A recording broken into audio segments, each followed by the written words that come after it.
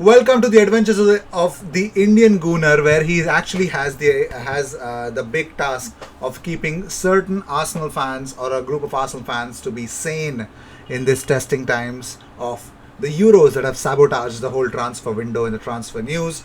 Just because the teams that are still participating in the Euros, their players cannot be distracted that they've joined the new club, because that's the media is such attention seeking or attention giving, to be fair, attention giving source that can literally pester the life of that individual, so they would not concentrate on their remaining games in the Euros. That's the only reason why Arsenal have not announced anything, or rather Arsenal have not gone ahead and said something about their signings.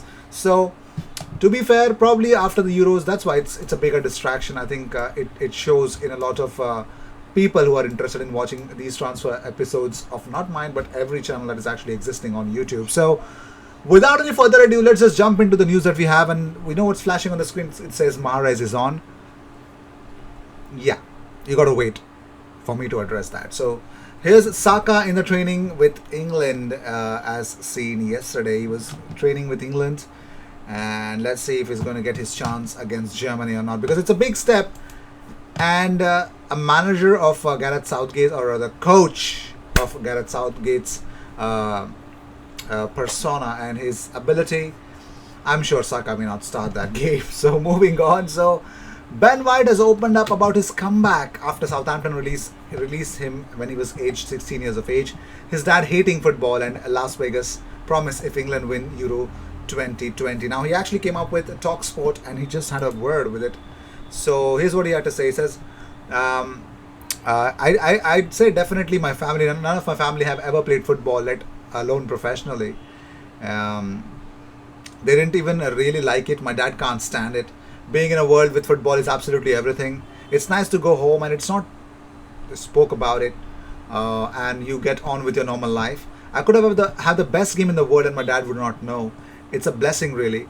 And on the other hand, Mom Carol has been a devoted follower of her son through thick and thin. He says, I remember coming home from school and watching all the games with her with the music on. It's a bit surreal for her. I speak for her every day, to her every day, and let her know what's going on. She's obviously overwhelmed and so happy for me. She's been to literally every game I've played in my career. So his mom is his bigger influence now. Well, talking about more stuff, well, Ben White was asked about Arsenal, a big switch to Arsenal. So he says that he actually remains unfazed by those rumors. He says it's nice. It's happened quite a lot over the last 2 years. There's been a lot of noise on whether he talks to teammates about it. He says not really. You don't know what's true and what's not. There's no point talking about it, says Ben White. So he just played down as anyone would. So here's the update from Duncan Castles. He says Arsenal's salary offer to Ben White is around 120k pounds per week. The man who's behind Ben White in the picture, Kieran Tierney, he earns 110k a week in his new current contract. So, okay, you know where I'm going with this. No, I'm not going to lead you to Arteta out, or what the hell is Arsenal doing, because if that takes Arsenal's third best defense last season to first best defense, pay it. Ben White would be a very good addition, actually. So Mikel Arteta pushing for the move as he sees the England defender as a potential future captain, according to Duncan Castles. So yes, that is the update. He actually posted it on his official Apple podcast as well. So you got to understand that as well, that yeah, it's still happening. Well, Bukayo Saka insists that he's not scared of anyone ahead of the epic clash against Germany. You know what he should be scared of? Gareth Southgate, who's not going to pick him. That's what I believe in. I'm not reverse jinxing or jinxing it in any way, but I don't know. I have a feeling, he's going to go defensive, all defensive against Germany. But okay. Saka spoke to BBC Sport. He says, if I do play against Germany, it will be the biggest game of my career. I don't know how I'll feel on the day, but right now I'm not scared of anyone. That's the intent that he should show. Well, Saka is not scared of anyone, but he's got to be scared of his place being taken over by some other players. So let's see if he's unfazed by that.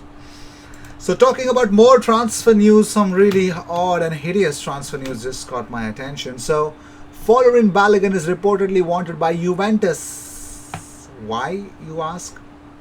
No flipping idea. So in a transfer deal involving Aaron Ramsey. So Here's a weird take on this. So, according to calciomercato.com, the Wales midfielder is desperate to return to Arsenal, and Ramsey has struggled to form in Italy. You know what's where I'm going with this. So, it looks like, according to calciomercato.com, a player that they think highly of is Folarin Balogun, and they would want yeah, an exchange. Ramsey to Arsenal and Folarin Balogun to Juventus. I would not even want him to go on loan there. The highly rated youngster has made his breakthrough to Mikel Arteta's side, says the report, but what the hell is this news? I just don't get it. Like, why? Why would you say that? Like, why is this in news? Shut up. You guys are joking, man. Wow. Crazy stuff as we speak about the demise of Turkey in the Euros this season, this year, or rather would I say. But Everton are in talks with Juventus to sign Manchester United and Arsenal once transfer target Mirai Demiral reports say. Well, the Toffees have now set an asking price for the defender they have long sought. A report from Turin Sport, actually Italian outlet, says that Juventus want 40 million euros for him.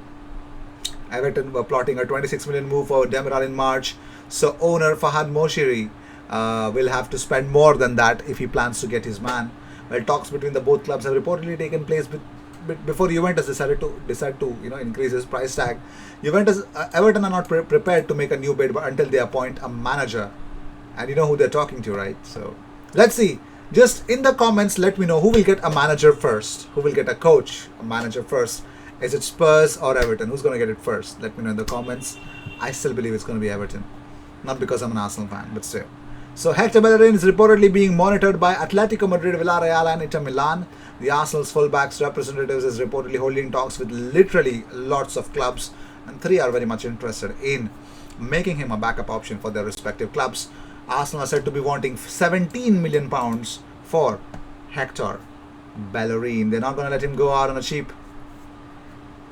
With that being said, let's talk about some cheap news. Well, Arsenal star Kieran Tierney has praised Manchester City ace Riyad Mahrez, who has been linked with a move to the Emirates. The reports have suggested that Mahrez could be leaving City because they are planning to get... he wants to raise funds to buy Harry Kane, Pep Guardiola, but it looks like they've submitted a bid for Jack Grealish. If Jack Grealish comes in, someone has to leave. But there are lots of wingers. There's Bernardo Silva, there's Sterling, there's Mahrez, and now Jack Grealish, Torres. A lot of players that they have that would want to leave. So I think Bernardo Silva is the one who should. But okay. Well, Tierney described the winger as one of the toughest opponents from the last season. Other one is Adama Traore of Wolves. Tierney said, all tough for different reasons, but this season probably Riyad Mahrez or Adama Traore. Traore this season was, I don't know. I didn't even consider him a proper footballer this season, but okay. He knows there were lots of struggles. Probably it was not just about pace, but him actually trying to win more duels, but trying to win more fouls and trying to be a little girl while dribbling. So yeah, not a big fan. Well, I am a big fan about whatever he's done, this transformation about his body, but still. Well, Manchester United way up move for Eduardo Camavinga once Jadon Sancho's 77 million switch is completed. Their next targeting, it's Camavinga, who's targeted by PSG, Real Madrid and of course Arsenal. Well, Man United are also interested to sign him, but it looks like Jadon Sancho's transfers, once it is said to be completed, the 77 million pound Jadon Sancho coming to Manchester United, but they're still about to fix that financial structure of how they're going to pay Borussia Dortmund. Once that's fixed, they have an eye on Eduardo Camavinga, Arsenal's transfer target. Of course, a lot of other clubs are also seeking his signature. So Ancelotti wants Odegaard to be his James Rodriguez at Real Madrid. Well, that's according to Marca. Marca believe that he won't be getting James Rodriguez back, but more importantly, he would be seeking the one, the only Martin Odegaard. The Norwegian is also left-handed. He's a player with incredible talent to take the last pass and also with a lot of potential to contribute a good number of goals. Like James, he has a knack of seeing holes in the opposition's defense, and his hitting on both free kicks and on the move is incredible. Of course, he has less arrival and less ability to finish than Everton's, but he has a great room for improvement. He's only 22 years of age. So it looks like Martin Odegaard might be given a second opportunity, but that's what Marca say. If you believe in Marca, well, they do not own Real Madrid, or they're not in the heads of Carlo Ancelotti at all. So we never know where this is going to end on, but okay, that's that. So with this, I'd like to end this episode. Thank you so much for tuning in. If you seek daily Arsenal content, best place to be, consider subscribing. Cheers.